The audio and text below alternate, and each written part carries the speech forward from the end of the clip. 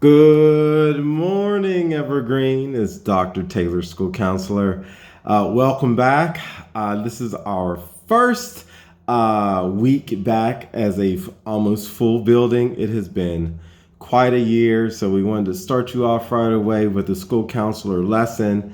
And today, being that it has been a year and roughly 2 weeks since we left the building as a whole unit on March 13th, 2020, I just wanted to talk about a lot of the emotions that many of us have felt during the last year. I know myself, I can remember the last day of the school year, March 13th last year, and I was really anxious because I didn't know. They kept talking about this coronavirus and what it meant. And I can remember Mr. Mateo and I sitting down at the end of that day, and we kind of thought we would be back to work in 2 weeks. And then we kind of thought, all right, 3 weeks or 4 weeks. And as you all know, the coronavirus has kind of taken on a whole life of its own globally as well as here in Monroeville over the last year. And we're still dealing with the effects of the virus. Unfortunately, many of us know people who were impacted by the virus, and now many are getting the vaccine, and we're trying to get things moving in the right direction.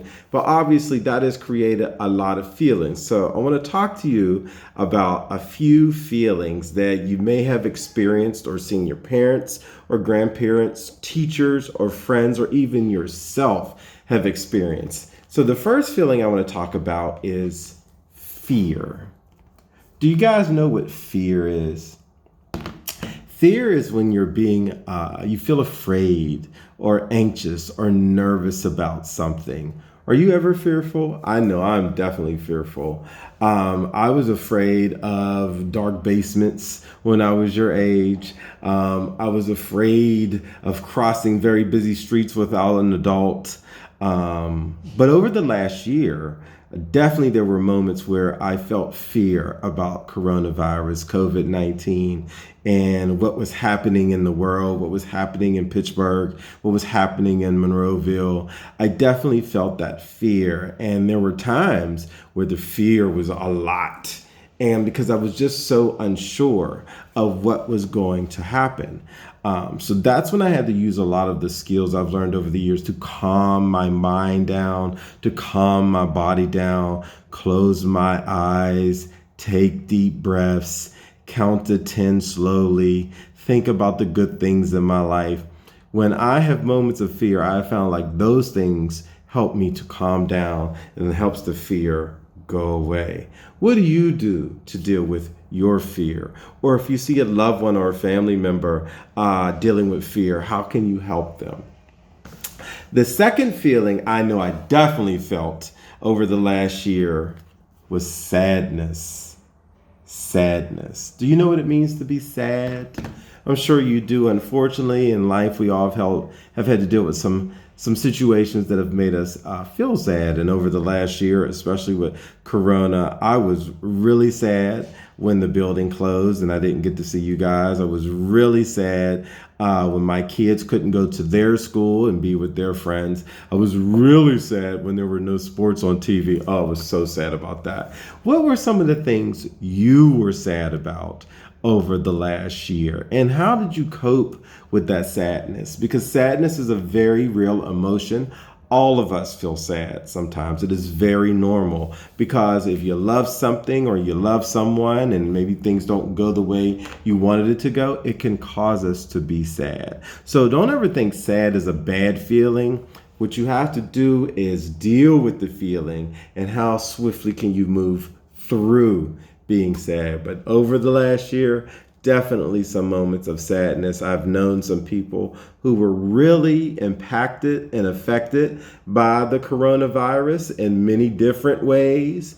I saw some people whose businesses were closed or they no longer had a job. So that definitely made me sad. The opposite of sadness is joy. Joy, Joy. Have you ever felt joy? I know I felt joy. When I found out toward the end of summer that we were coming back into the building, I felt joy. I like my job. I love being around the students. I like being in the classrooms. I like seeing you guys have a good time at recess. I like talking to you guys during cafeteria time. That brings me joy. Seeing my kids happy brings me joy. Eating food brings me joy. What brings you joy? When we had to go back to remote learning back in November, made me sad. But when we came back in January, it brought me joy. Now, as we are in the end of March and the world is starting to look a little more normal or like it used to, it brings me joy. And I think it's important when you're dealing with moments of sadness and you're dealing with moment of fear. It's also important to try to reflect and think about the things that bring you joy, because life is going to bring you all of these emotions. And it's easy to get down when we're feeling sad or fearful. But when you think about the things in your life that bring you joy, it makes the day a little easier. What are the things that matter to you? What brings you joy? Got two more feelings I want to talk about, and these are very real feelings. And sometimes we don't want to talk about the feelings that don't make us feel good, but these are feelings we all go through, and it becomes important as you get older on learning to cope and learn how to deal with those feelings so you don't stay in these feelings too long. So one of the feelings I want to talk about now is anger. You ever get angry? I've gotten angry. Once, twice, maybe 3 times in my life. But anger is a very real emotion. How would you describe anger? Anger for me is when I feel like something wrong has been done to me or my family, or things really aren't going my way, or I was really set on doing something and then it doesn't happen because of someone else or something else. It makes me angry. When I was younger, I would get so angry, I would get headaches. And that's because I wasn't dealing with the feeling. I wasn't dealing with the emotion. I wasn't processing and thinking about the things that bring me joy. I was so focused on being angry, I would kind of forget the things that bring me joy. And it's easy to stay in this feeling. But when you stay in this feeling, nothing good ever comes from it. It is very normal to have this feeling, but how long you stay there is very important. So think about, when was the last time you were angry? How did you deal with it? Were you mean to your classmates? Were you mean to your brother or sister? Did you stop talking to your friends? Or did you deal with the feeling, understand what the feeling was about, understand what you were angry about, and then eventually start to focus on some more positive things?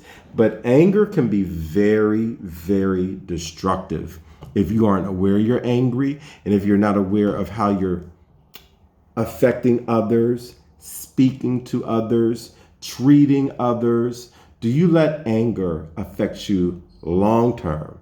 How angry do you get? When you get angry, what does it look like? I know for me as an adult, when I'm angry, I get really, really quiet. I tend not to want to talk to people. And I've become that way because when I was younger, unfortunately, sometimes when I was angry, I might say something that wasn't nice, or maybe my tone of my voice or the look on my face was an angry one. And that affects people around you. So when you're angry, how are you dealing with the emotion? Again, the goal ultimately is to come back to joy, but anger is a very real emotion. So we've talked about anger, we've talked about joy, we've talked about fear, and we've talked about sadness. And one other feeling I want to talk about, and then we'll get into a discussion. This is one, it's kind of a big word, but the word is disgust. Do you know what disgust is?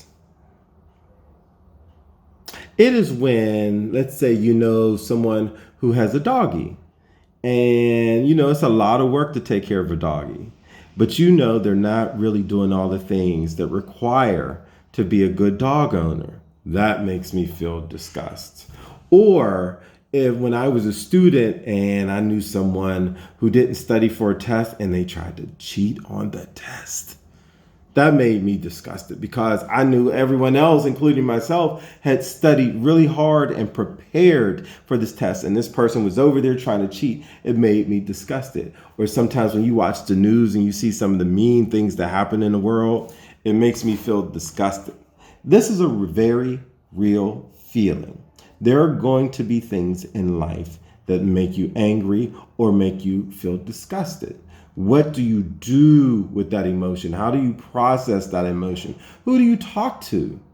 Do you talk to mom, dad, grandma, teacher, Dr. Taylor, Mr. Mateo? Who do you talk to when you have this feeling so you don't stay there too long? Because all of these emotions may happen to you in one single day. Or you might have a day where you're just feeling sad all day. Hopefully not more than one day. You may have a day where you're feeling fear all day, or disgust, or anger, or the best one, joy. It is important that you navigate all of these feelings because in life, you're going to have to deal with all of them. So as we close today, I want to have a discussion about how are you feeling right now? Think about your morning, think about your classwork or a test or your weekend. When you think about how your day is going so far, are you feeling angry? Are you feeling disgusted? Do you have fear about something? Do you have sadness about anything right now? Do you have joy? I can be honest. I think I've probably felt almost all of these feelings in the last day. How about you? So let's have a discussion about our emotions and how we deal with them. So stay well and let's enjoy this conversation. Talk to you soon.